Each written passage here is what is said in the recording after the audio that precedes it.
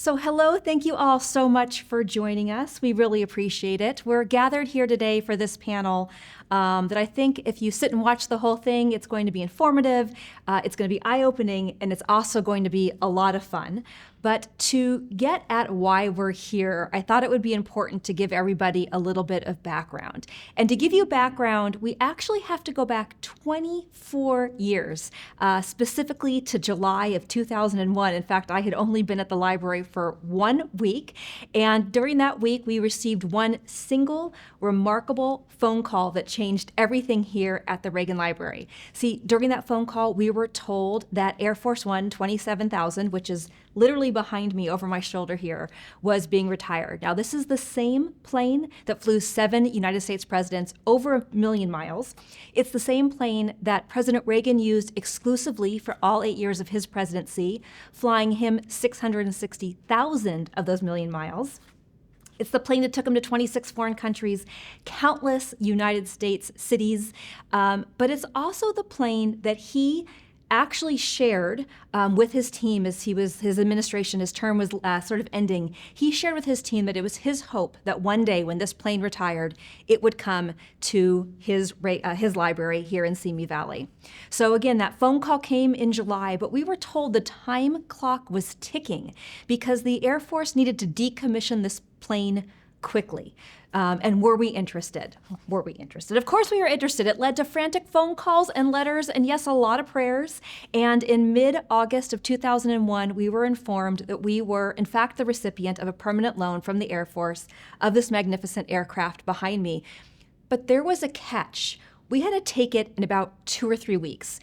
We had to accept the plane in San Bernardino International Airport on September 8th of 2001. Now that's an important date. We're going to get back to it in a little bit, but if we could take the plane on September 8th of 2001, we could have it. So of course we scrambled, made a great celebration of it. We'll talk about that as well. I believe a handful of you might have been on that flight. I can't wait to talk to you about those stories. But Mrs. Reagan was on that flight, as was the then Secretary of the Air Force, James Roach.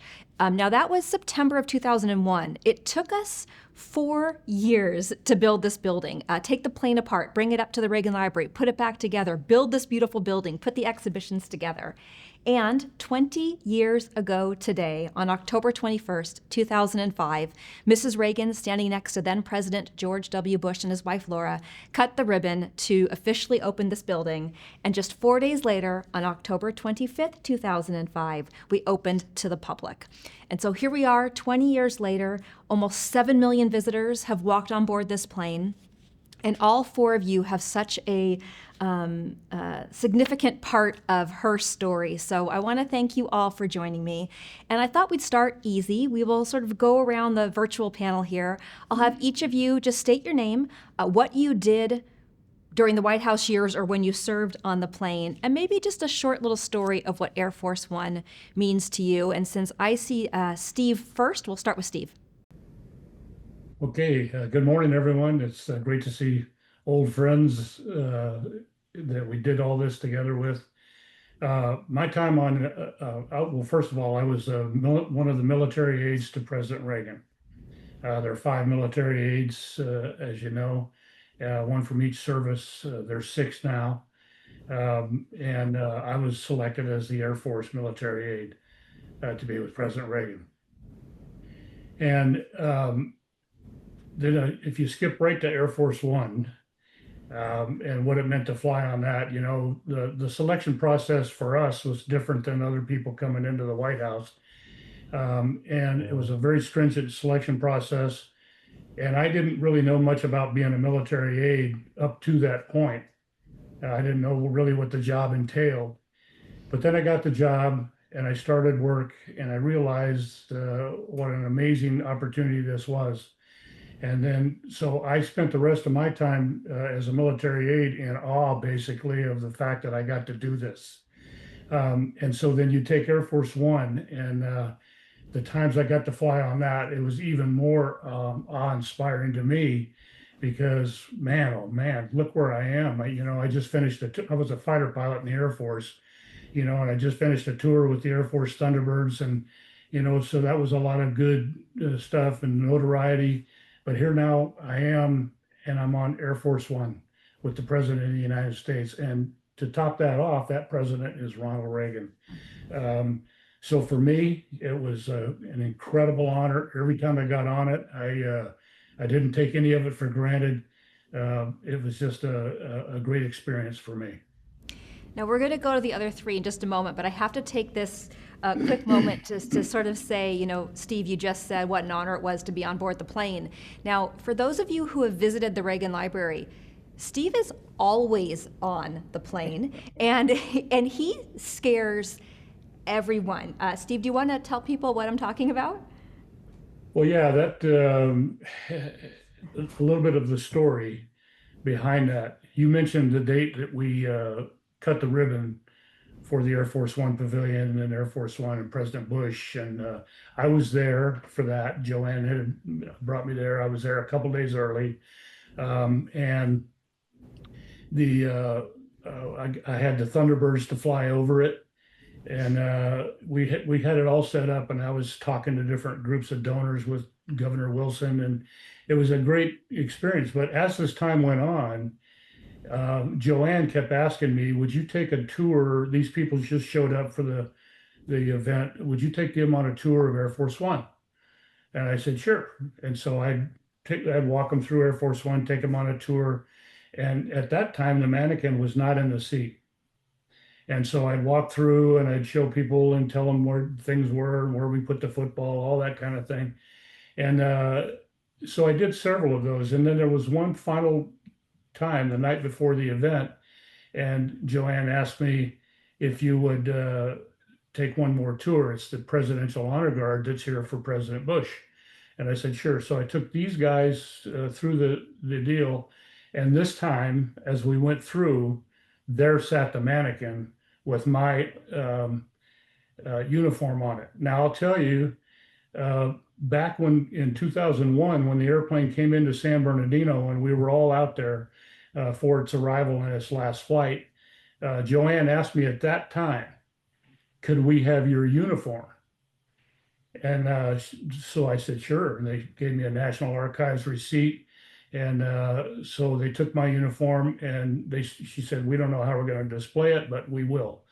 And so 4 years later, here I am, we're cutting the ribbon for the airplane, and I walk through, and there's my mannequin, my uniform.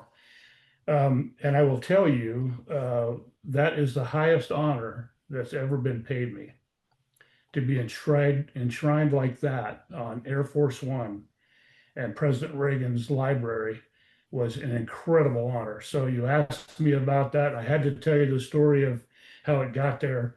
But each and every time I see it, or each and every time I hear from somebody, I'm just incredibly honored again to be there.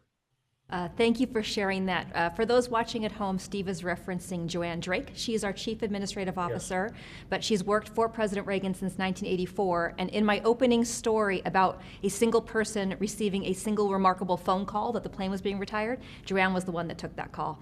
Danny, let's go to you. If you wouldn't mind sharing your name, what you did during the White House years, and maybe a little story about what Air Force One means to you.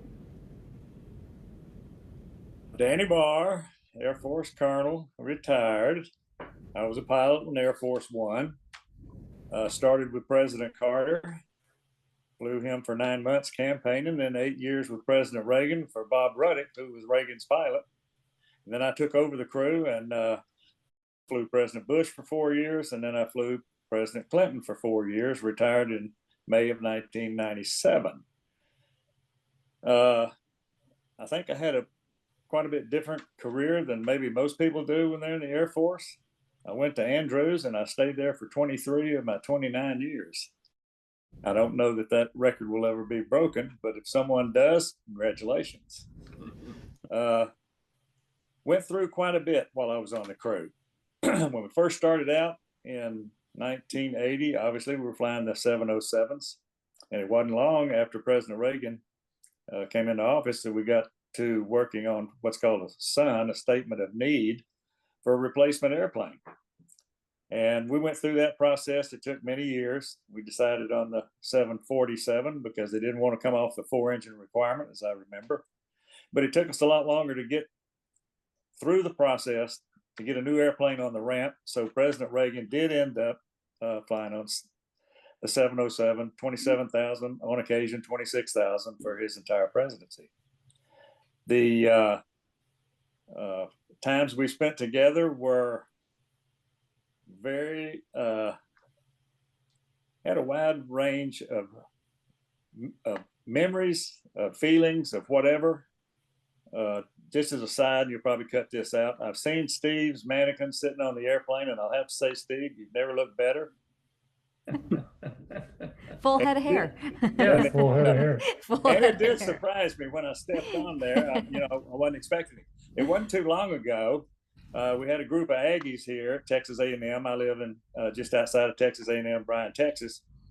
And they had a trip to the library. And so with this group, I wasn't a part of the group, but they asked me to come along to sort of shepherd them around and maybe give them a little tour of the airplane when we get there. So that was the first time I was able to see Steve sitting there, and it sort of surprised me, but I was also surprised to see the picture outside the cockpit of me and Bob Ruddick on the day that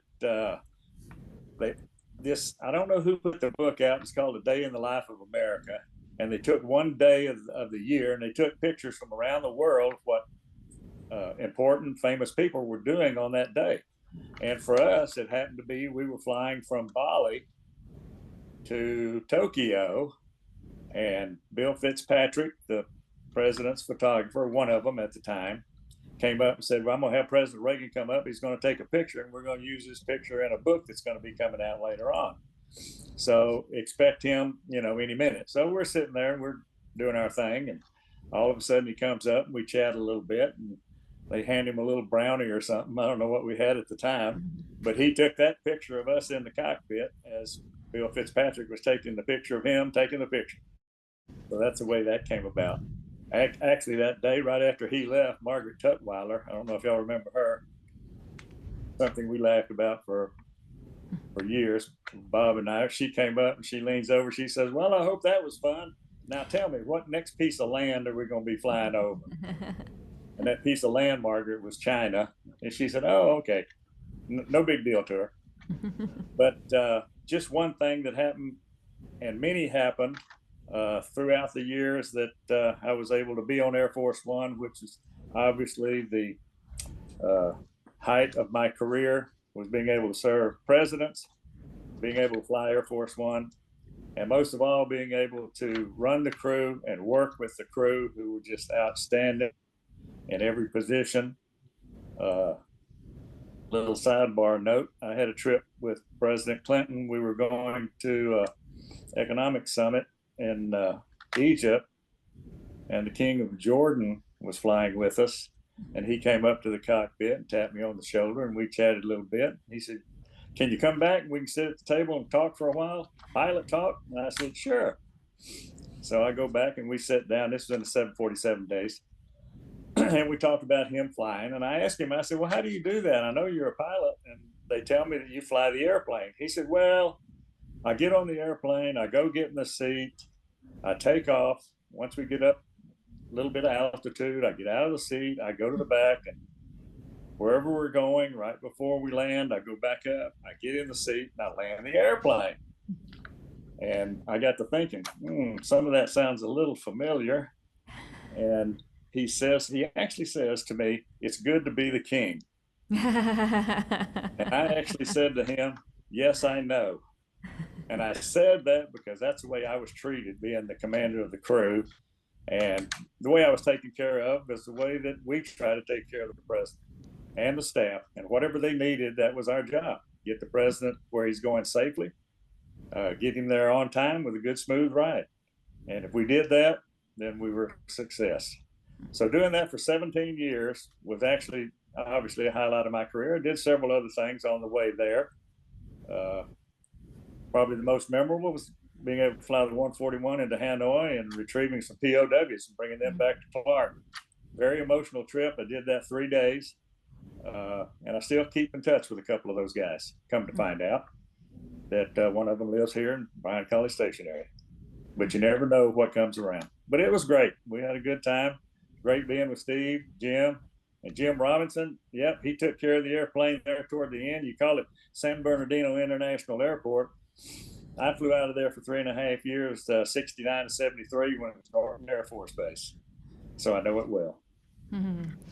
So we'll talk about Yep. that landing in just a second, but I'm going to switch to Jim Hooley for a second, also with the President Reagan for a long time. So Jim, you want to just share what you did during the White House years and what Air Force One means to you? Sure. Well, I was, for the purposes of this call, I guess, I was the director of what's called the Presidential Advance Office. And basically, our office was responsible for all the president's public events. What I used to say to people is when they said, what do you do? I'd say, well, if you see it, we did it. So everything from, a rally in Waukegan to Moscow and the summit. And that's why I worked very closely with some of these guys, particularly Steve and his colleagues, in putting those events together. I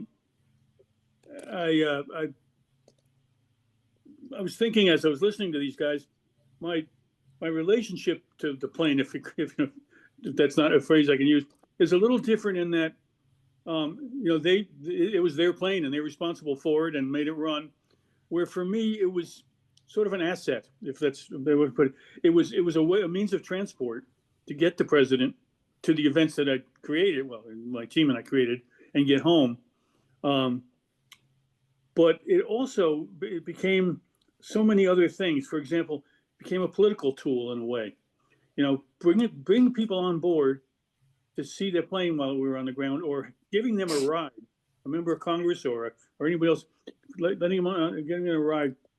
It was a great political advantage. And with the chief of staff's approval, I was responsible for manifesting the plane. In fact, when Joanne, who actually worked for me in those days, she would actually fill in the manifests for the plane for me to take over to the chief of staff. We used it as another asset. We used it as a backdrop. There was no better backdrop in the world to do a rally at the airport, especially if we're going to do an airport, than the Air Force One. We used it as a crowd raiser. We used to actually, in addition to trying to get people to come out and see the president, we would advertise, come and see Air Force One. It's sort of independently. If you didn't happen to like President Reagan, which hopefully there weren't many people in that case, but just to come see that airplane was a crowd raiser in itself.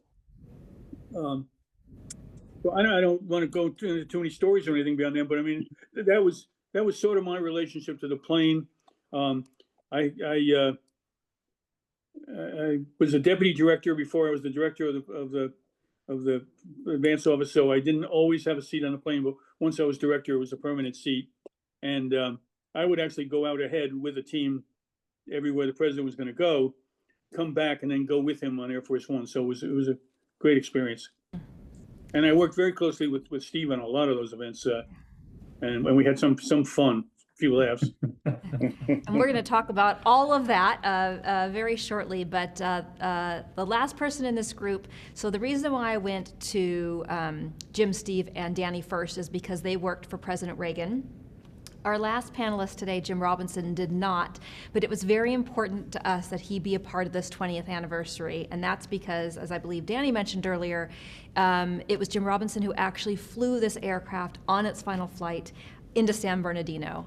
So Jim, over to you, maybe who you flew and what this plane means to you.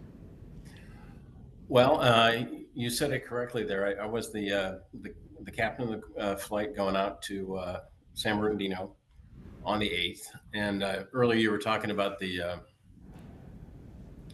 turmoil that started when the Air Force asked if you wanted to have this airplane that we needed to retire.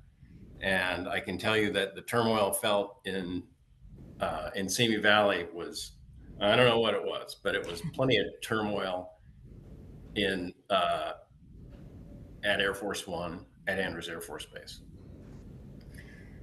There's a lot of things that came along with the airplane with you, wasn't there? Jackets and plates and matchbooks and just I hesitate to call it paraphernalia, but a lot of things went along with what the airplane, with bringing the airplane to you. So I hope we did a good job bringing you the right plates. And I think we had to make replica jackets up with President and Mrs. Reagan's embroidery on there and stuff. Hope we did a good job with that. But that was a compressed amount of time in order to get that airplane and its contents ready. Not to mention, I flew President Bush, the second President Bush, on August 27th, I think it was. And that flight was from Waco to San Antonio. And it was not a very long flight, but it was the final flight of 27000 with a president on the plane. And it actually got President Bush, is my understanding, it got him on the list of people that flew on 27000. He was the seventh guy. That's so right. You can say it that way. It's kind of rough, but and I will remember that day because the entire how can I explain it? There was a storm over one part of the country, and it was in central Texas. And Danny can attest to how powerful those storms can be. And it was like, doesn't matter, we're going, and did it all safely and cleared all the routes and everything. But it was a lot of rain, and it was very memorable. I was flying with the same first officer at that time, the other pilot, Dan Brunskill, and we had a great time being on that flight, and a lot of pressure. I had not yet flown the president. I was selected for Air Force One sometime that spring. And so I was a 747 student at the time, but my main job was flying the 707, and specifically the one that's behind you. But on the 8th of September, I can go through that entire story, but the bottom line is we took off at a normal time. We had a bunch of people on it, the composition of which was, you were involved in that, and like who's coming, who's not coming, congressman this, general that. All of those things happened in a short period of time. Saturday morning of the 8th, we took off. And one interesting thing that I will say happened is we're about halfway there. And you didn't call us, but someone from the library called us and said, could we please have a flyby? I don't know if you remember that. I did it. Spoiler alert, we did it. But I don't know what was going on the ground. So maybe some people here might know what was going on the ground on that day. At that time, we're cruising down the runway. But we were at 1,000 feet.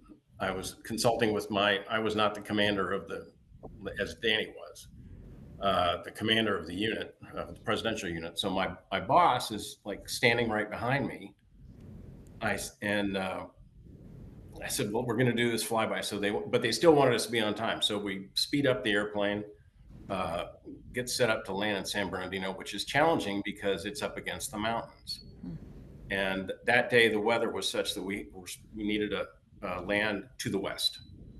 So we're arriving from the west, and we're going to land, but you got to go out over the valley, come back around, and land in a westerly direction. And so we're lining up to do all that. And they go, we're going to do the flyby. And I go, sir, can we be okay if we do that at 500 feet? And he said, 1,000. 500? 1,000, Jim. Okay. So we did that. And I guess there was a band playing. People on the ground were happy to see us, I suppose. We made a lot of noise, and as all 707s do. And I'd just say that it was a thrill to bring it in. And there's pictures of me not quite taxing on the center line. I wish the cameras were a little bit fuzzy. I missed some of my targets, but we were all very excited to be on the airplane and turn it over to the library. So many stories, so many questions. So the Reagan Library has had 2 Air Force One flyovers. The first one on September 8th of 2001, and the second one the day of President Reagan's funeral. 28,000 flew over the library as it was bringing the president's body in. So obviously 2 very different occasions, but you raised a point which leads to one of my questions, and anyone can answer it. I actually don't know which of you were on the plane. I'm hoping some of you were on the plane. Jim Hooley, you mentioned, advanced trips prior to an actual trip happening. Both Danny and Jim Robinson discussed, Air Force One takes off on time and lands on time. It's very important. And so my question is the flights regarding and surrounding President Reagan's famous Tear Down This Wall speech in 1987. My question is, it's my understanding that a practice flight went into that airport because they wanted to make sure the plane could actually land at that airport. And so I'm curious, A, if any of you were actually on that flight and can talk about it. And then secondly, the flight that did carry the president, what was the mood like on that plane as you were traveling to Berlin? And did that mood change when you were coming back to Andrews Air Force Base? Were any of you on either of those flights? I was on the plane, and Steve, I think you were right on the ground there because you had your family there. I was on the plane coming from when we came out of Venice, and I was on the plane going into Berlin and out of Berlin. I was on Air Force One. My family was there, yes, but they were waiting at Tempelhof for us to arrive. I remember that. Yeah. Just a quick comment. Maybe the others said more, but I don't know, Melissa, that there was. I don't know there was anything remarkable necessarily about on the way in, because most people didn't know that he was going to say that. I mean, the senior policy people did, and some of us were aware because of the controversy of it. They tried to stop the president. We know that from using those words. They tried to stop us from building the event where we built it. But I think it was more coming out of there that it was sort of like, wow, did we just live through history? I mean, I don't think we had anybody on the plane had a good feel for what this meant. How important was this, and would it make a difference? Yeah. Okay. What'd you say the date of that was? I'm sorry? The date of the flight? Oh, the Temple. It would have been June. It would have been June of 1987. 87, yeah. I actually flew that trip. Bob Ruddick was still recovering from back surgery. Dave Belcedo was my co-pilot. And we took off out of Venice. We were just a tad late. I don't know if you remember, Steve. And we had everything set up. We go into Berlin, you go in different quarters. Well, we were set up to come in from Venice on the south quarter. On the regular quarter from the west, which is where most of the traffic went in and out of Berlin. Well, we were so late. If we went up and came in the south corridor, we couldn't make it on time.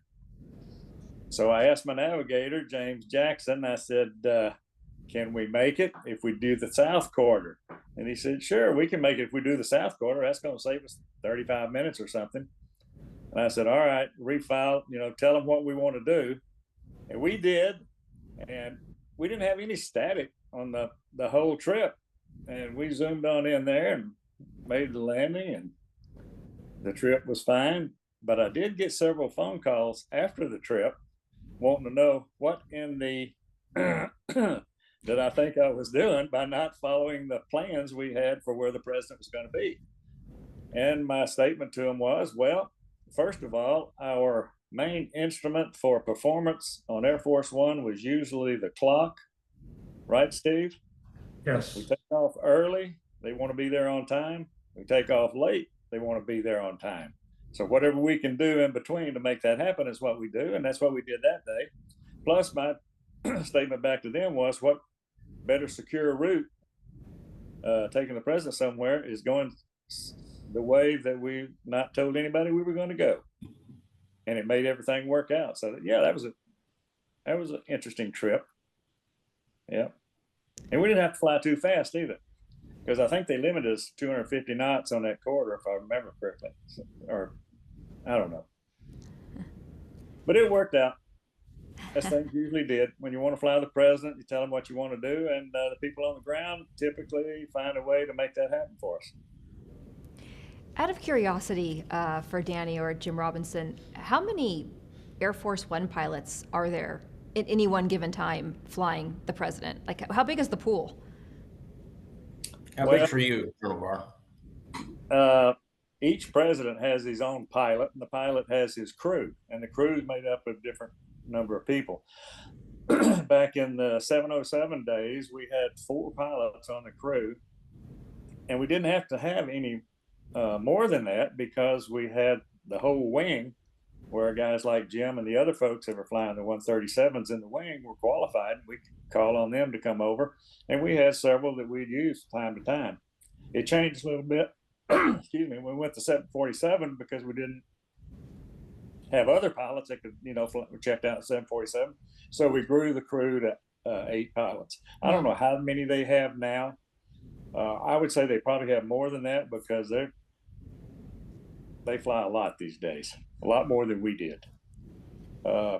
It was a pleasure to fly President Reagan because we were always, and this is a tribute to Jim and to Steve, everything was laid out to where that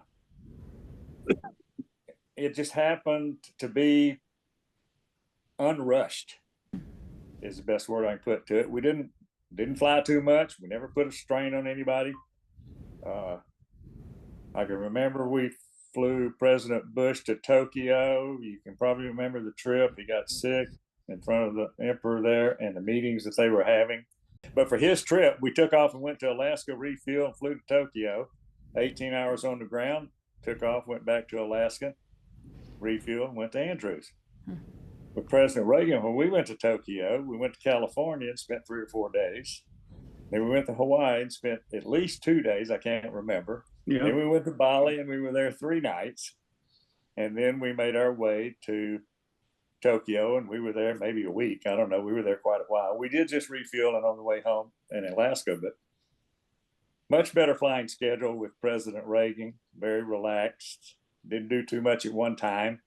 And a lot of that had to do with, I think, a lady named Nancy that looked after our president, and she wasn't going to let him get tired out. Yeah. Or at least that's what we thought on the crew. Maybe No, that's right. Completely different. That's right. That and jet lag. Man was in his 70s, and unlike President Trump, who just seems to be able to be up at all hours, the feeling was let him adjust. Take several days, as you say, and Yep. let him adjust as to the time schedule as we traveled. They did a good job of setting our schedule for that. We appreciated it. It was great. Remember, we went to Guam at one point. We didn't overnight, though, did we?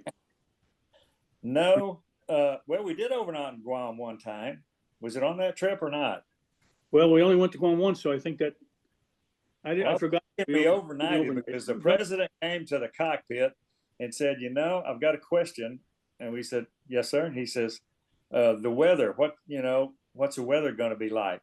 I said, well, it's Guam. It's going to be 86 degrees, 5 to 10 knot winds, and maybe a quick shower.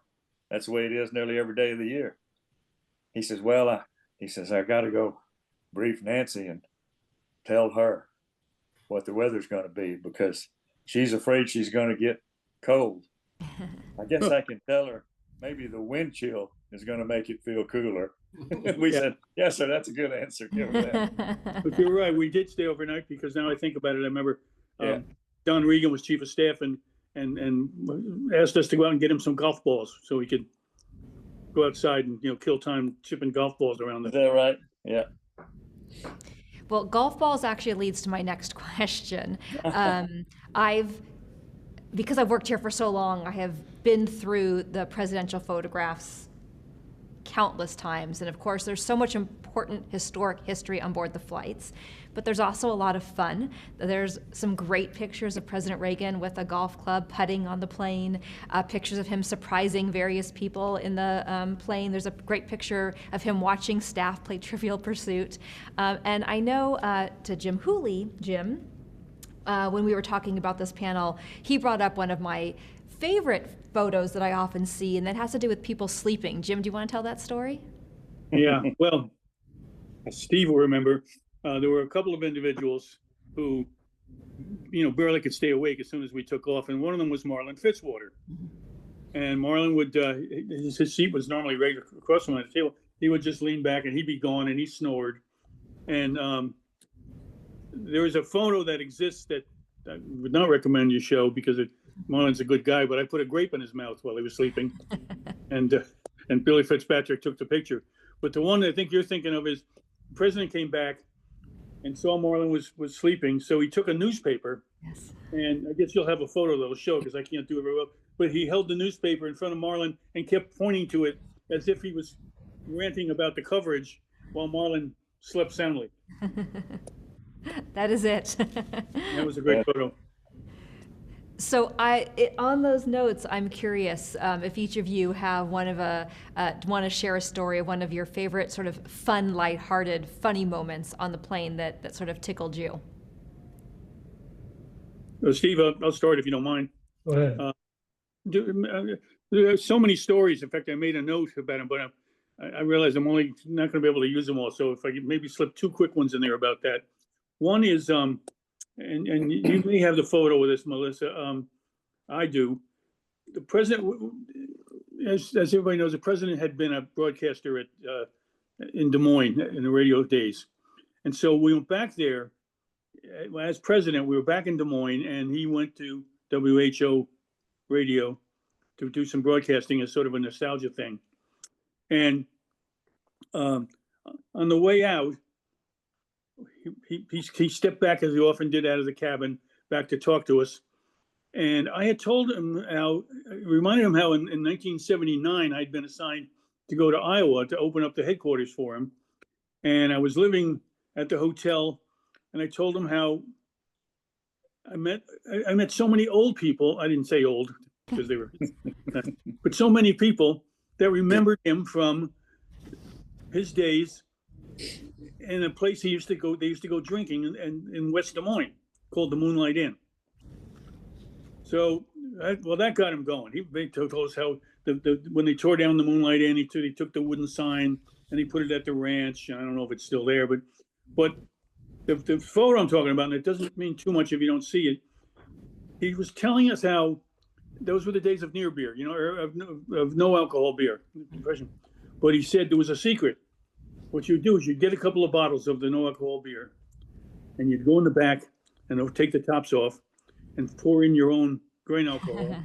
And then you have to see the photo. He stands there like this, showing us how you put your thumb in the bottles and flip them upside down. So the photo is him doing this with, we're just looking at it with this, amazing look. He's telling this story about how they used to get, people drunk on their near beer. I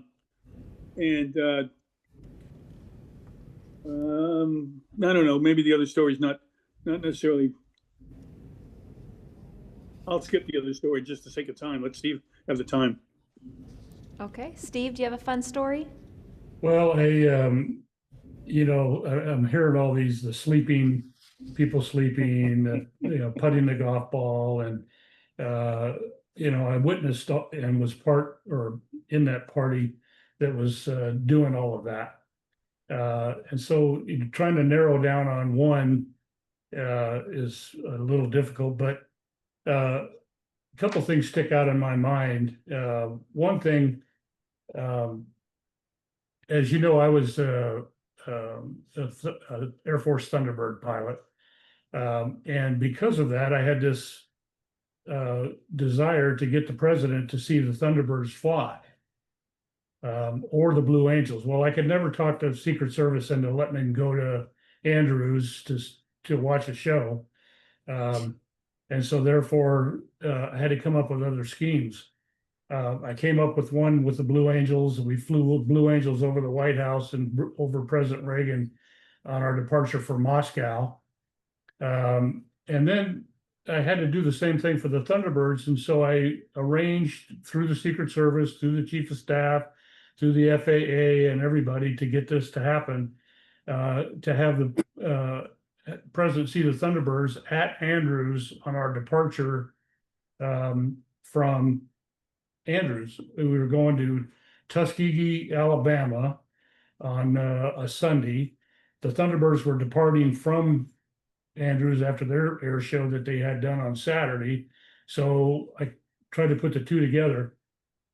Long story short, I got the leader of the Thunderbirds to hold out and away while we came over on Marine One. When we landed at Andrews, I briefed the president all up on what we got to do, and he was kind of excited about it. And so I said, we still have to keep the timing the same as it always is, so we don't mess up the timing for the flyby and the picture.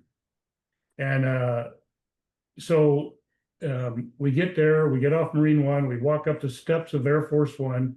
I had Bill Fitzpatrick. He was stationed in the doorway of 27,000, and he was looking out. As the president got to the top of the steps at Air Force One, he turned around, and there were the Thunderbirds right in front of him, flying by with smoke on, all 6 of them. And he stuck his hand up in the air and he waved, and Fitz got that shot. So that's a picture. I can send you that picture, or you may have it. I'm sure you've got it in the archives because Fitz took it.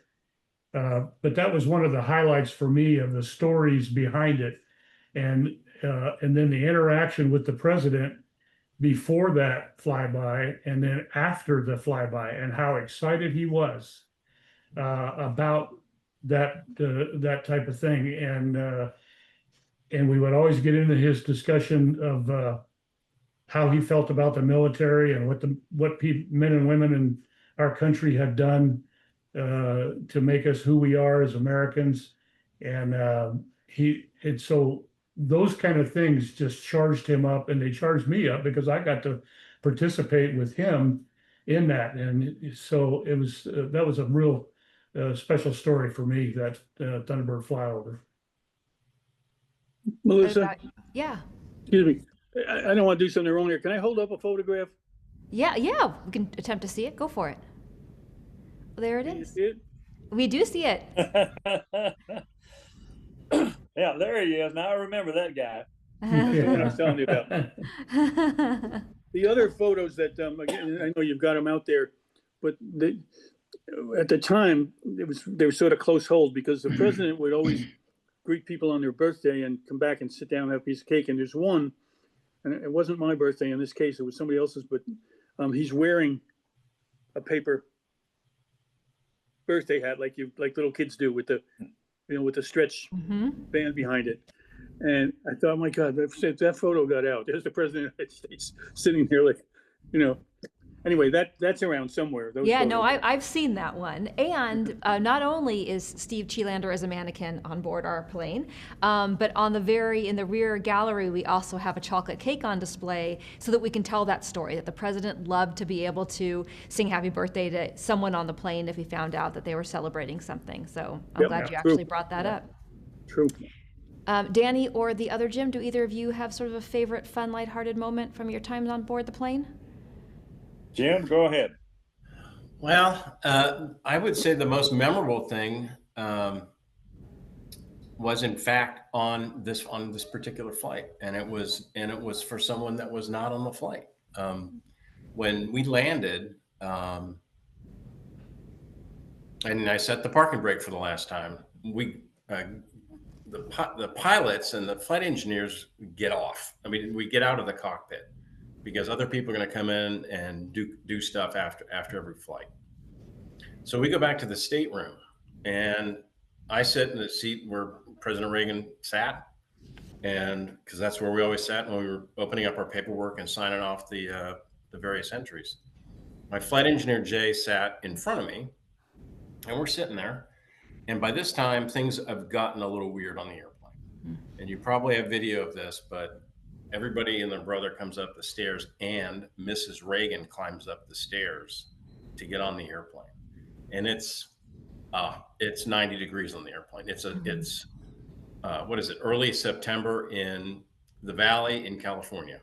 So it's really hot, and the air conditioning on the 707 never was any good. So we always had air carts hooked up to the airplane to provide conditioned air for passengers. Well, that hasn't happened yet. So she climbs up the stairs, and very impressive. I saw a video of her doing it, like she's going up the stairs like she owns it, and gets on the airplane, turns right, comes in the standing. I look up, and there's Mrs. Reagan standing in the door of the stateroom. So I stand up, everybody stands up. Jay in front of my engineer in front of me stands up, and she comes in, and he kind of backs out a little bit. She comes and sits down in the chair that she always sat in. And I'm embarrassed to tell you that I welcomed her on the airplane, And then I put my head down and I signed the logbook, and I made her wait 5 seconds while I did that. And I closed it up and I said, "Would you like this now, ma'am?" And she looked like an idiot. She goes, "No, maybe later." And later on, I would get up on the stage and like be the fourth guy carrying the book, and then go to, I think, Duke. And then Duke gave it to the Secretary of the Air Force, who gave it to, I'm not sure how all that worked out. But the moment was priceless to be in her presence at that particular moment, in literally across that table. That was, I don't want to forget that. And I think you shared with me earlier, I don't want to put words in your mouth, but she said something to you. I think she thanked you. Do you remember what you said to me earlier? I think, yeah, you're right. Thanks for reminding me. At some point in there, when I was conducting my moment of disrespect or not, it was probably before that, but she thanked, and it wasn't just to me, it was to everybody. There was a lot of people in that. That's a tiny little space, as you know, compared to the 7-4 that we have now. And she did say, "Thank you for bringing us, bringing back Ronnie's plane." I think that's the best way for me to summarize what she said. I think that's exactly what she said, in point of fact. Love So that. it's quite a moment. Well, I can tell you, not to make light of this amazing story, but she was always cold. She loved her fireplace going even when it was 100 degrees out. So I think she enjoyed the hot plane. I actually think she probably was very comfortable on it. Danny, do you have a lighthearted moment or a story you want to share? Well, just what you said was something I was going to say to Jim. I didn't think you should have been worried about it being warm on the airplane. I'm sure she really liked that. Exactly. But yeah, I can tell a couple of stories. One would be our last flight with President Reagan, taking it back to California, and the other one would be one for the First Lady. January, let's see, 89. 20, January 20th, we flew him back home. He came up to the cockpit. Bob Ruddick was flying. I was in the right seat. So he just started chatting a little bit, and then he got off on the new airplane. And he said, "What about the 747? When's that going to be ready?" Well, after we apologized to him for not being able to get it there for him, because that was our goal, be able to take him home to California for Thanksgiving in '88. We knew early on in that year that it wasn't going to happen, but we really didn't break the news yet. But yeah, Bob told him that, yeah, we, worked as hard as we could, but just a bigger project. We thought, we really don't know when we're going to get it, but Danny is going to be President Bush's pilot. And so he congratulated me, and he says, he says, "I just been thinking." And he looked at his watch and he says, "I think President Bush is probably putting his clothes in my closet right now." And we had a chuckle, and we talked a little bit more. Then he says, "Let me tell you a joke." And we said, "Okay." Now, y'all may have heard this. Tell me if you have. The Walter Cronkite joke? No. Go for it. Okay. Probably. If I can remember how it goes. He says there was this couple in Idaho that one was a russet potato and one was a regular potato. And they had a daughter. And their daughter grew up, became a lovely young lady. And I don't know how, but she ended up meeting Walter Cronkite. And they're going to get married. And I looked at my wife and she looked at me and we said, "Well, darling, you can't marry Walter Cronkite. He's just a commentator." Oh, jeez. Yeah. That sounds like one of these jokes. That Yeah. sounds legitimate. Yeah. Right up Ronald Yeah. Reagan's alley. So the other one I was going to tell was it wasn't on 27,000, on 26,000, but it was right after they came into office. I think it was end of the summer, July maybe of '81. I had the privilege of flying Mrs. Reagan over for the royal wedding of Prince Charles and Lady Diana. So on the way over, she tells our head steward that she's cold, if she could have her flight jacket to put on. So he says, excuse me, I'll be right back. So he comes up to the cockpit and he says, First Lady's asking for a flight jacket. What do I do? I said, the First Lady doesn't have a flight jacket. He says, I know. What do I do? I said, oh, geez. Do you think she knows she's not supposed to have, or not supposed to have, but she doesn't have a flight? We've never provided flight jackets for, except the president and maybe the chief of staff. And I guess Mike Deaver probably already had one. Mike Deaver's going to have one. She's going to have one, right? So we made up this story. And I said, you go back and you apologize to her. You tell her that we're very sorry. We had put her flight jacket into the dry cleaners and we just forgot to check for it before we left. But we will have a flight jacket for you, ma'am, on the way home. So in that week we were over there, we contacted the White House military office first, for them to come back and tell us what size should we make her flight jacket. Got that information. Now, head engineer, he stayed back at home. He got the information to write Pat to the clothing lab. Clothing lab punched out a flight jacket with her name on it. And when they called us and told us they had it ready to send over to us, we were staying in Mildenhall. It was just outside of London, Heathrow. I said, don't forget to put a plastic bag over it, like it came from the dry cleaners. So we did. They shipped it to us. They flew it over, had another airplane bring it over because we couldn't risk it not getting there on time. So we get her jacket, we put it on the airplane, we hang it in the closet, and on the way home, steward goes back and says, ma'am, we have your flight jacket. We had it sent over, and if you would like it. She said, oh yes, that'd be great. So he takes it out, takes the plastic off, gives it to her, she puts it on. She thanks him profusely. And that became the way First Ladies started getting flight jackets. No, That's a great story. I did not know that. Yeah. we're lucky that one didn't get in the press. You flew a jacket over. Now, speaking Exactly. of flight jackets, Melissa, you may be interested in this. I just moved to my house only, let's see, this is around 13, 14 years ago. And I've got a lot of these boxes that are still around, all packed up. And I was going through one the other day looking for something. And I came upon a flight jacket. And Steve mentioned this earlier about how they had to have flight jackets made up for President and Mrs. Reagan, that they weren't actually the ones that they used on Air Force One. I have his flight jacket.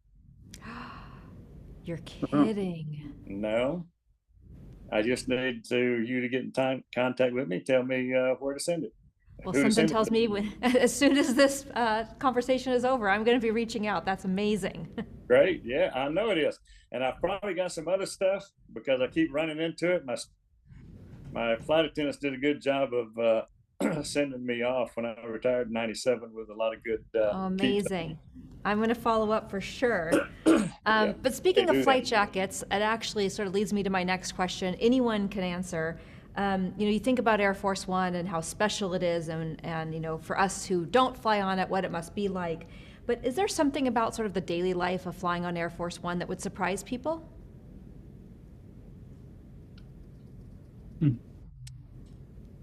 Well, I would throw in there that I think the most striking thing about flying on the airplane is that everybody is really good at their jobs, top exactly. of their game, and they are. This isn't probably surprising, but it's impressive to me is that they are as good in the first hour of the day as they are in the 12th or the 24th hour of the day, and that speaks highly of our ability to pick the best people and to retain them and to motivate them to be that good that long. Can I add to that? Please. That's, if I was to say, to answer your question and make a comment on it, I'd echo what Jim just said. But from a different perspective, the one thing that always impressed me, having come from where I came from, and the demonstration team, the Thunderbirds, and the discipline with which we operated, and the attention to detail that was so paramount to what we did, because of the nature of the job. I was attuned to that type of thinking. When I came to the military aid job and started interfacing with the Air Force One crew, I was always amazed at how their attention to detail, they didn't let anything go unturned. I mean, they looked at everything to make sure that they're flying the safest airplane they can and have the safest crews that they can to operate and haul the President of the United States all over the world. So echoing what Jim just said and what Danny just said, I was so impressed with the whole crew of Air Force One, all the stewards, everybody. They were always on, and I was very appreciative of that. Melissa, one thing I would add, but it's from everything these guys just said is true. This is from a different perspective, though, not referring so much to the people. In terms of what people would be surprised on Air Force One, I hope this doesn't come across as offensive to my Air Force friends, but people were surprised at, let me call it, the functionality of the plane. In other words, it wasn't the Taj Mahal. People expected to walk in. They would never been expected to walk in there and find chandeliers and Oriental rugs and big plush chairs. And instead, what they found is a very attractive, but also very functional airplane. And I found that a lot when people would have somebody on board, or just even to run them up the stairs to see the plane before we took off. They would say that. Well, no, I mean, to your point exactly, before we got this plane, that Harrison Ford Air Force One movie came out, right, where he went in that magic pod and was, thrown out to safety or whatever. And people are so amazed at how modest, I think is the word you can use, this plane is. I've obviously never been on 28,000, but this is a 707. It's a small plane. And so that actually leads to my next question. For those of you watching, if you've ever been on it, each cabin has its purpose and its use, and they're small. So for those of you who were on the plane, if you needed a moment of peace or quiet or thought, is there anywhere you could actually go? Or are you sort of stuck in your little galley? How does that work? You're kind of stuck in your little galley, I think. Yeah, you're stuck. It's interesting to say that, Melissa, though, because the president actually expressed that once. We had a committee. Steve, you may have been on this, probably were. The committee that was looking at the 747 and how, from a staff perspective, would improve it. Yeah, and one time, Kathy Osborne brought us in to see the president and ask him, and he said he found it that he could not find a place to go to meet with more than one person. I guess I don't remember his exact words, but obviously he had his stateroom. But he was pointing out that what we called the lounge, the conference room, he wished that wasn't occupied. We used it. The seats were certified. We used it to seat senior staff, the chief of staff and the deputy chief, and because we needed it, because the plane was small, you couldn't carry that many people. But he expressed the wish that he had a conference room he could walk into and bring a few people in and have a conversation without having to ask people to move. And being the polite gentleman that he was, he would never have walked in there and said, "Hey, would you guys give me the room?" So.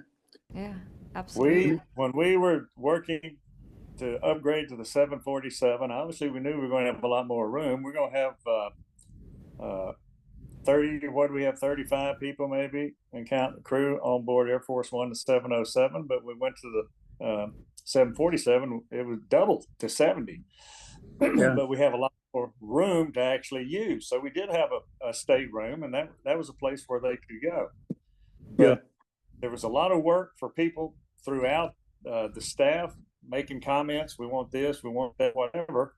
And you have to remember, it's the flying White House. And if it's a flying White House, the president's got to be able to do his job while he's on the airplane. So that was our goal, to be able to accommodate everyone and what they had to do and be able to get that to the president.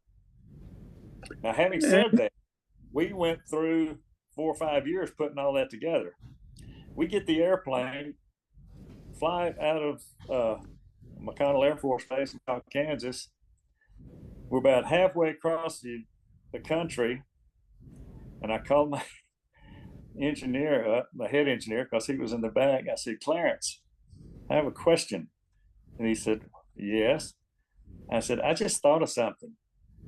If you go back into the president's stateroom or to the office or the conference room, tell me where someone's going to set their coffee cup and it's not going to tip over.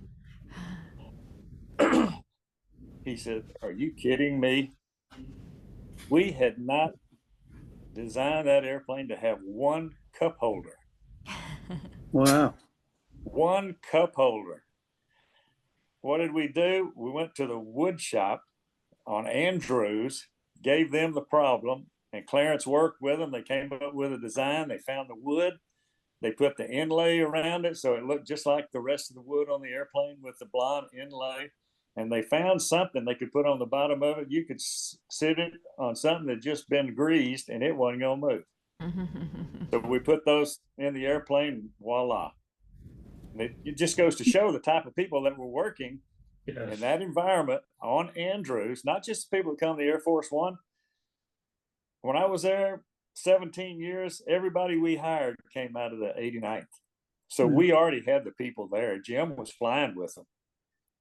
And thank you for letting me fly on that last flight that made President 43 the 7th. That was very nice of you to see that I could get to Waco and be on that airplane. It was great. Appreciate it. You But know, that's people we had throughout the wing. It's not just the ones on the crew. And the beauty of my job is when it came time to hire somebody, except for the pilots, I did, I hired them all, but I left it up to my chiefs. And they would bring me somebody, and that was one of my greatest pleasures through my whole time, is to be sitting in my office with the group of people that come in with somebody that they probably knew why they were coming to my office, but they really didn't want to say it or act like they knew what it was, and then tell them they were coming on the crew. Just a great moment. Great moment. You know, as these guys know better than me, Melissa, there was a lot of push and pulls about the new aircraft compared to the old. The press wanted more room. The press office wanted more room for the press, and the press wanted more room. The Secret Service wanted more room. Of course, the staff wanted more room. And the thing that I kept pointing out to them, because of my position as director of advance was unique, and I was feeling sorry for the next person, because every time you put another body on the plane, you were needed another asset on the ground. So in other words, if you've got 3 guests coming off the plane, that's 1 car with a volunteer driver.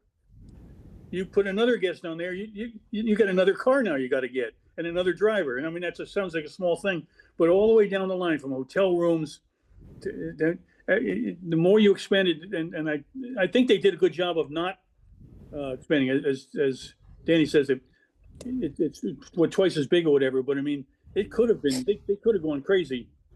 Let's put as many members of Congress as we can on board, and let's put staff. It became there were some arguments about it at the time. Well, everybody did get a bigger, more comfortable seat. Because of that, there was a little more room right around where they were actually sitting. But you're right. It wasn't probably as plush maybe as they thought it maybe should be. But when people ask me to compare the 707 with the 747, I give them one comparison. The airplane is behind you, Melissa, the 707. The airplane loaded with gas, loaded with passengers, loaded with everything we take. We grossed out, what was it, Jim? 337,000 pounds. Something like that. Something like that for a C model. The 747, we can put 360,000 pounds of fuel on it. Wow. So just think about that. Yeah. That's Huge incredible. difference. Yeah. Pretty incredible. But Jim, you made me laugh because you answered the larger plane question as an advance man would. So always with that hat on, I love it. I'm going to make I don't know. I mean, I don't know if there's a question in here or not, but just a sort of an interesting point. In the beginning, I mentioned the plane's final flight was September 8th of 2001. That was not actually the original final flight date. I don't remember it exactly, but it was in September, but it was in like the 18, 19, 20, 21, somewhere in there. And then around September 1st, we got a call saying that this plane was up for a service. It was going to cost the Air Force $100,000. And the Air Force wasn't going to spend $100,000 servicing a plane that was going to be decommissioned in a week. And could we take it earlier? Could we take it on September 8th? And we did. 3 days later, of course, was 9/11. And we've always said, had the plane not arrived early, would we have gotten it? So we're very grateful that the Air Force unknowingly, right, pushed up the date. But to Jim Robinson, I know you have a sort of lighthearted more story about the timing of the plane. Do you want to share that? Are we talking about flying it back? Are we talking about? Okay. You shared something about September 10th. Right. Well, while we were on the airplane, I think there was a correspondent from NBC News. I didn't mention this to you earlier, Melissa. And gosh, I'm pretty sure it was this flight. It was either this one or the Air Force One, but I think it was this one. And in fact, now I'm quite sure it was, because the last story, to jump ahead, the last story on the NBC Nightly News with Tom Brokaw on September 10th, 2001 is my mug in the pilot seat, turning around and looking at the camera, and the co-pilot does the same thing. And it's like, there's 5 seconds. President Reagan's Air Force One was retired today. Here's the crew, and good night and have a great evening. So we thought, wow, that's pretty cool. The news cycle changed dramatically in the morning, so we didn't that whole story didn't get the legs that it might otherwise have gotten, except for the tragedy. Yeah. But I was on the flight back. We were at a 757 out for the. We had a couple of members of Congress. I think Congressman Issa was on that flight. He may have stayed out there, but the generals and some other people needed to get back to Washington, so they brought out a 7.5, met us there, hopped on the airplane, about half of us, and flew back to Andrews that afternoon on the 8th, getting home, I'm pretty sure, pretty late in the evening. And I got a call from our pilot scheduler, who at the time, and asking me if I wanted to participate on a flight on Monday. Now, at the time, I was a 747 student. I'd only checked out in like about April at our at the training facility that we contract with to train 747 pilots back then. And so I was not yet flying with the president on the airplane. You have to have a certain amount of experience, standards that are set by Danny Barr. Thank you, Colonel Barr. Good enough. And we ended up, so I wasn't checked out to fly, but it was an observation ride. I'd flown several already before. And the scheduler asked me on the airplane, Jim, would you like to fly on the flight? We've got a flight going down on Monday down to Tampa. It'll spend the night and it'll fly back the next morning on the 11th. And partly because of what we were doing with you guys, Melissa, getting all the stuff ready for this stuff, I hadn't seen my family in a week. So I said, Mike, okay if I get the next one? Okay if I get the next one? He said, sure, no problem. No worries about that. So, and I think I ended the little thing that I mentioned to you earlier. I said, so the moral of that story is if somebody offers you a ride on Air Force One, you should take it. Absolutely. Well, it actually perfectly leads into my next question. For each of you, do you have advice for someone who hopes someday in their future to either serve on Air Force One or serve in the White House? Is there advice you might share with those people?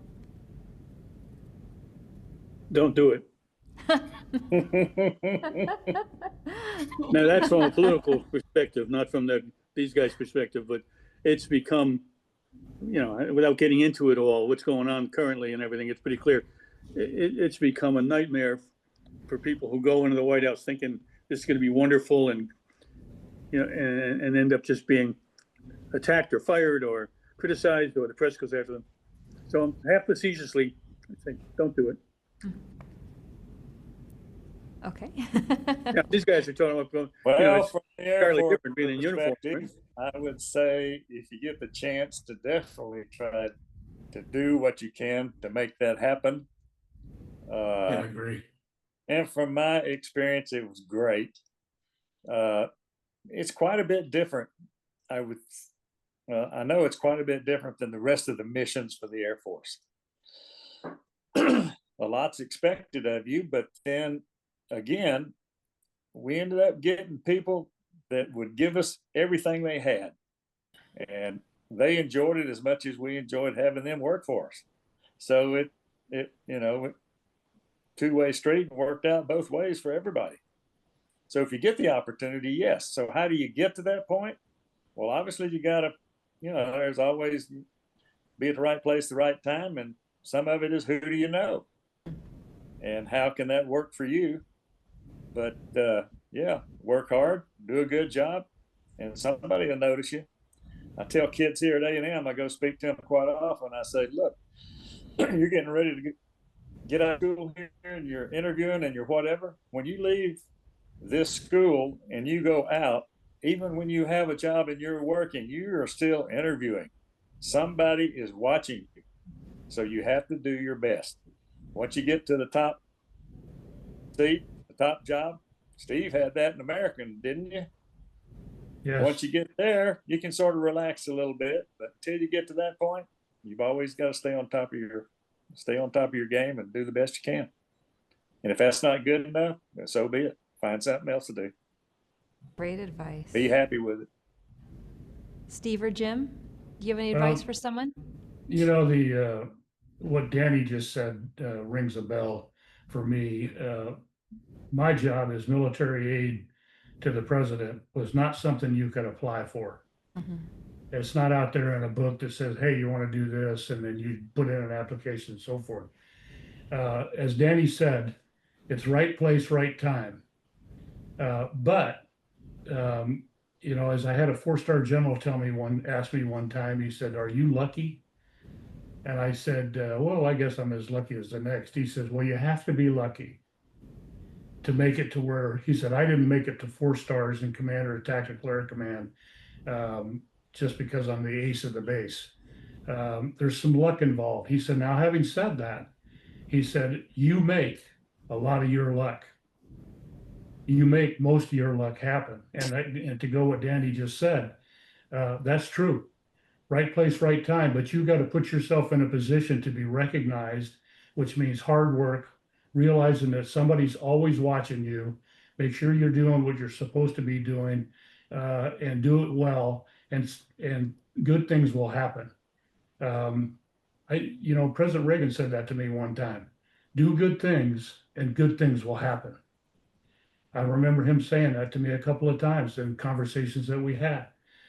So going to what Danny said, that's exactly right. Just do the best you can, always accept the challenge, and go for it, man. If you can get it, take it. So that's it. Great advice. I would just throw into that a little bit of a golf story. And it's to echo what Steve and Colonel Barr just said, is the famous golfer Raymond Floyd once said, the more I practice, the luckier I get. Yeah, I've heard that. And Yep. practice is a sort of a metaphor for hard work. Yep. And the luck feature, of course, is a metaphor for being selected to do these very rarefied jobs that the gentlemen alongside me here have all done. I love that. So my last question, specifically for the three of you who worked for President Reagan, but of course, Jim, if you want to answer in regards to President Bush, you're welcome to.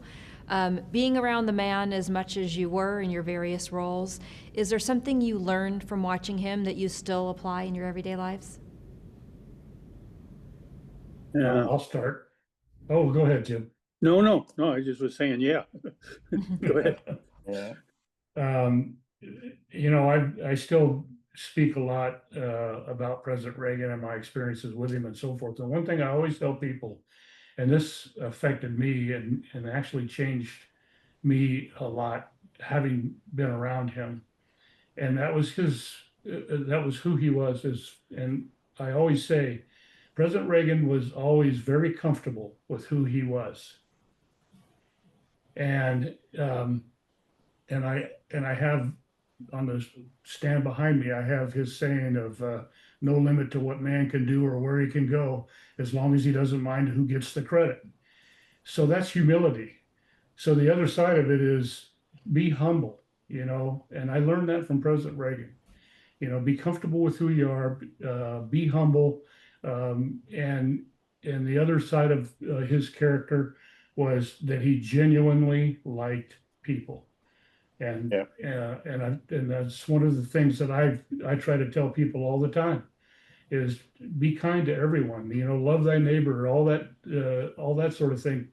But those are the things that I picked up from President Reagan that stayed with me even to this day, and will stay with me until I go. So Yeah, I agree with that. Everything Steve said. I bet no matter who we talk to who's been around the president, it's all going to be the same thing, maybe slightly different words. I always remember, and I know this is corny, but it happened. Mike Deaver used to drill into us, what would Ronald Reagan do? When you were in the problem, I was out before I became the director of the office, and I'd be doing advancement. I'd be out there in the city, going toe to toe with the mayor, who was an a-hole, and didn't want to do this and that, And I get really, and Deaver would call the night before and ask how it's going, and he'd say, Jim, just remember, what would Ronald Reagan do? And it helped you to back off of things. Now I'm going to throw in something entirely just non-seriously, but it's a true story. I thought it fit. The other thing I learned from him: change your shoes at 5 o'clock.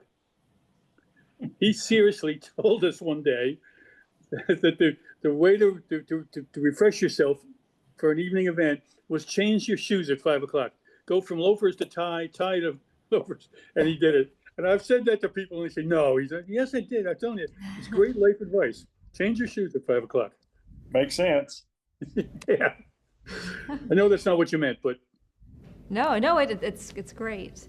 Danny, do you have a story? I've got a picture in my office over here of him in his brown suit. Anybody remember that brown suit? He loved his brown suits. Absolutely. Only he could wear it. Out in my garage next to my golf cart, I've got a picture of his ranch. And next to that, I've got a picture of him chopping wood at the ranch.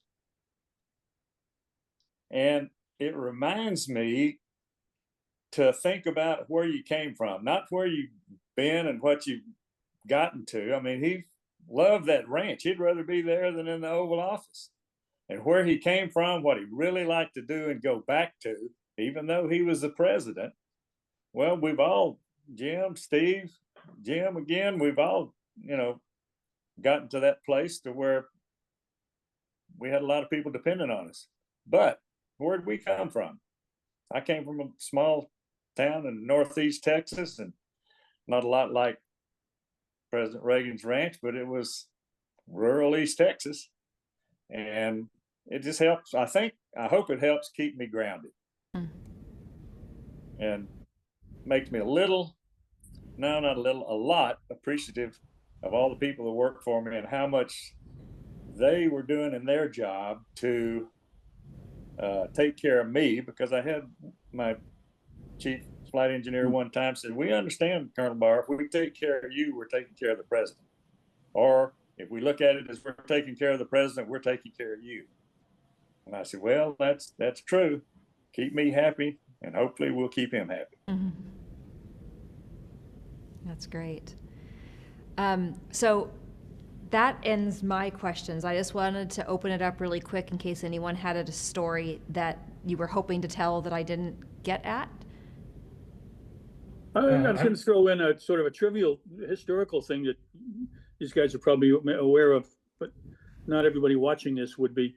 And that is that when the Nixon administration bought or created, whatever word you want to use, got 27,000 over 26, they insisted that there be a stateroom for the First Lady. And it's because President Nixon himself wanted her out of there. I mean, he just found it too confining to have her, you've seen the stateroom. This is Reagan sitting on one side, President, but she had her own room behind if she wanted it. That didn't exist on 26,000. Right. And so they added that. And one more thing, I guess, and this is thanks to, I think, to Danny. I know to Colonel Ruddick, as we were coming back from Moscow, before we went over, we were planning to return, a big show at Andrews, and I had witnessed during the Nixon administration when I was in college, and he'd come back to Andrews from a trip. They had nosed Air Force One literally into the hangar. We were in the crowd, doors opened up. We thought the plane would come out parallel to the hangar, but pivoted and nosed right in. It's like, oh wow! But nobody else remembered that. I was the political junkie, and nobody else knew it. So I went and probably was to Steve, but I went to somebody and said, "Could you find out? Can we do that?" And I guess Danny, you were kind of right. Had to have obviously approved that because you had to fly it in there. But what a dramatic moment that is, which you can watch on YouTube, when that plane comes in and there's the cabinet and everybody waiting and the herald trumpeters, and that plane literally noses into the building. Anyway, I remember getting close. What I remember about that trip is how hot it was in Moscow. Yes. And in many ways. You ask just last minute things that I wish we talked about. One of the things that I was so lucky because I was on Air Force One, Reykjavik, Iceland, Moscow, Berlin, all those big trips right in there. But the one that stands out to me is, and I was going to ask Jim, you were on Air Force One coming out of Moscow, correct? Yes. And I was with the president during the departure, standing next to him as the Russian troops, goose-stepped by, and his discomfort was apparent. And he said he made a couple of statements to me before we even got on the airplane about how he was so ready to get out of here. And then when we got on the airplane and got seated, I don't think President Reagan, it's kind of hazy to me, so help me out here, Jim. But I don't think he stayed in the stateroom for departure. I think he came back to our cabin and he was there standing when we took off. And so when we were wheels up coming out of Moscow, he broke into a chant. And Jim, do you remember that? I do. And the reason I can verify that whether he went in the stateroom at all, but certainly wasn't there long if he did, is because we had two of our guys, Joe Brennan and Rick Ahern, who had been in Moscow for 3-4 weeks, and I got them on the plane to get him out of there. And the president, while he was back there with us, I said to him that these guys are right behind the bulkhead, in the staff section. So he goes to see them, and they are sacked out, sent them to sleep. We hadn't even left the tarmac yet. We hadn't taxied yet. And they were sound asleep. So I remember very well. You're right. But when right after we were wheels up, I mean, he led a cheer. And I think it was like USA or he started, I really wish I could recall the exact nature of it, but he was so happy to be leaving Moscow that he was standing in the stateroom, or in our room, the senior staff cabin, and he let out this big cheer and led everybody in a cheer. It was quite a moment. And Steve, am I right? It seems to me that when the colonel announced that we had left Soviet airspace, we spontaneously started singing "God Bless America" or "America the Beautiful." Yes, board. Absolutely. I got goosebumps on that one. I was on my way home to my wedding, by the way. Oh. In retrospect, I should have stayed, but the way it worked out. I did not know that story. That gave me goosebumps just listening to it. So thank you for sharing that. I want to thank the four of you for joining me today on this 20th anniversary. We look forward to the next 20 years, the next 7 million people. It's just, for me, working here at the Reagan Foundation, an honor to be able to be here and to showcase this magnificent aircraft that you all served on or flew. So thank you so much. And we look forward to sharing this piece with all of you. Thank you very much. Thank you for the opportunity. Thanks for the opportunity.